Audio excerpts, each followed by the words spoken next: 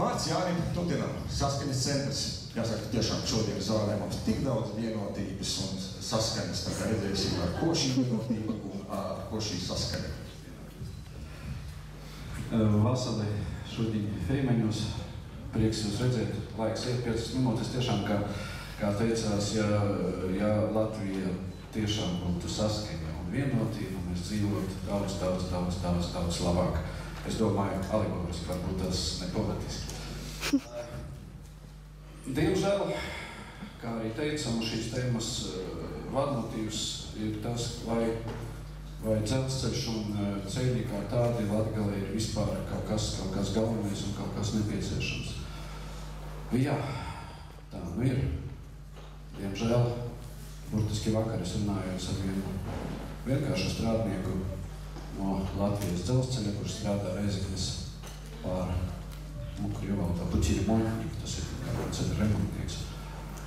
Un viņš teica, es uz vietas redzu, ko agrāk naktsmaiņā bija 20-30 vilcienu, vajadzēja apstrādāt, apskatīt. Pašreiz ir 2-3, 4. Diemžēl, pa laimi tam, ka Latvijas dzelzceļš gan Reizeknē, gan Novadā, gan Latgalē, gan arī citās pilsētās praktiski dot vērumu lielāko daļu darba vietu un darba samaksa šajā organizācijā, teikšu atklāti, ir pietiekoši augsta salīdzinām ar pārējām algām, kas ir kādos veikalos vai skolās vai medicīnas iestādēs. Un vai Latvijas dzelzceļš turpināsies tā? Vai būs kravas pārvadāšanai? Vai tas tranzīts, kas ir praktiski galvenais izdzīvošanas veids šeit Latgalē, būs, vai viņš zels un plauks, vai mazināsies? No šajā ziņā ir šajā jomā atbildība ir jānes visiem politiķiem, visiem kandidātiem, kas grib kļūt par politiku, kas grib būt par deputātiem un valdībām. Šī atbildība jānes visiem politiķiem.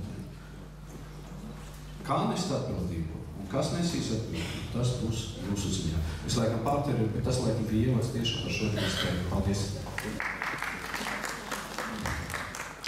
Labadīna Feimeņos, labadīna Rāzeknes Novadā. Tā ir šodien mēs runājam par ceļiem, un man jau pašām rodīs, ka pēdējā laikā tomēr te ceļu situācija uzlabojās, bet varbūt es kļūdos, un to man ir priekšlikums nobalsot.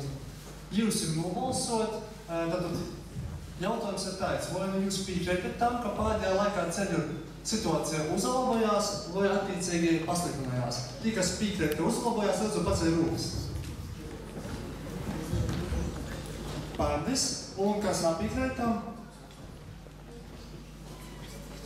Mazākums. 76,3% bija pārāk. Precīzi saskaitā visu. Tātad, redzēt, situācija tomēr kopumā nav tik troka. Redzēt, ka ceļus remontē, ceļus uzlaboja.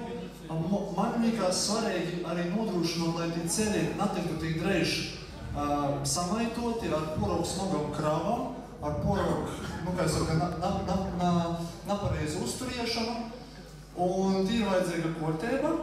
Otra lieta, ko es gribēju pasakāt, ka skaidrs, ka tī ceļi ir svarīgi ne tikai iz Latgalu vai no Latgalas, ir svarīgi mums ir vispār austrumu pīrobeža, bet tā Latvijas reģiona apvienība uzskata, ka vispār ir svarīga reģiona attīstība. Un skaidrs, ka ceļi ir ļoti svarīgi tam. Dēļ tam mēs arī parakstām līgumu ar Latvijas autoceļu būvniekiem, par to, ka mēs izastojam par autoceļu fondu atjaunošanu. Tātad vienkāršiem vārdiem runājot, lai no katra degvīlas litra kāds cents tiktu arī ceļu uzturēšanai vai ceļšanai. Ceturto lietu, ko gribēju pasakāt, ka, protams, mums ir jāatcerās ne tikai zemes ceļi, ne tikai dzelža ceļi, bet arī gaisa ceļi. Kādreiz ļoti aktīvai tika aizstāvēta ideja par Daugavpils lidostu. Varbūt ir kļuvusi par fantastiku, bet varbūt nav to pavisam īmest kaut kur cīši toļ. Bet arī gan jāatcerās, ka mūsu dīnos ir ļoti svarīgas tos darba vītas, ne tikai, kas vodoja savu saražotu pa ceļiem, bet arī tos darba vītas, kas pordūt savu saražotu caur internetu, caur citiem komunikācijas līdzekļiem.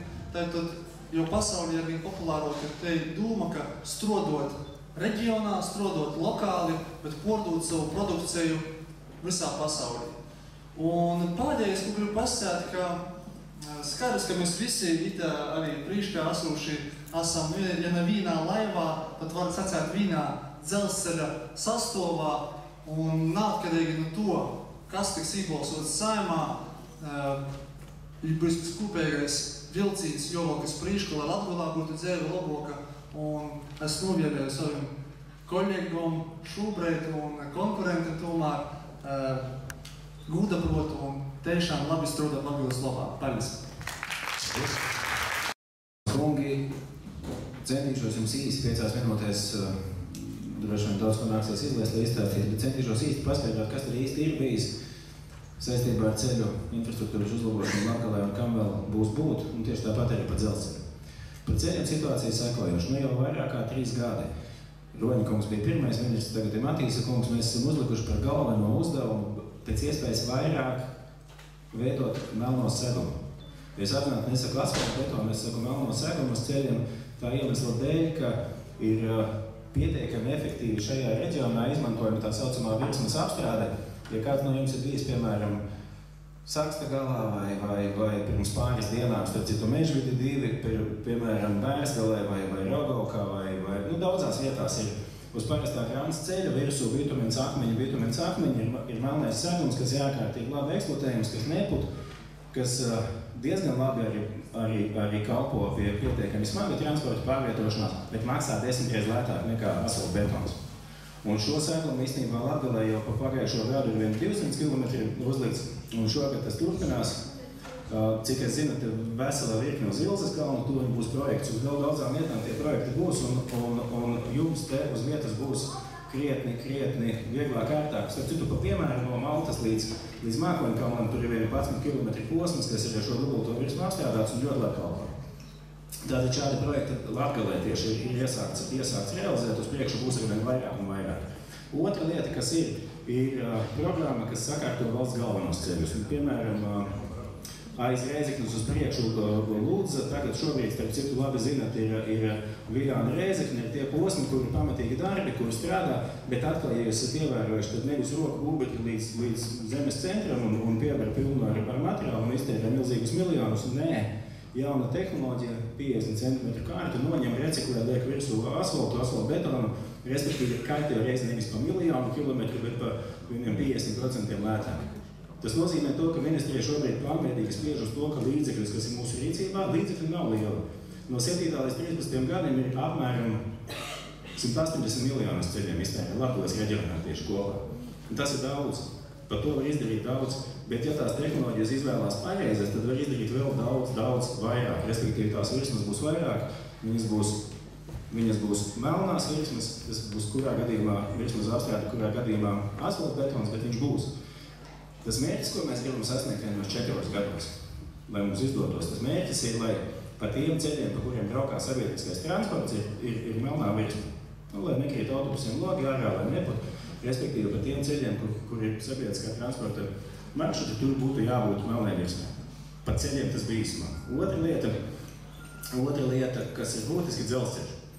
Un te jāsaprot viena ārkārtīgi nozīmīga lieta. Latvijas dzelzceļš ir tranzīta loģistikas, tā visa posma, visa tā koridora viena no sastāvdaļām. Būtiski ir kā attīstās osta, būtiski ir, kas notiek ar mūsu partneriem, jo tās kravas jau nekrauj uz robežas, tās kravas jau ved no lielā tāluma, un būtiski ir, lai mūsu tas posms, kas ir no Krievijas robežas līdz ostām, ir konkurētspējīgs.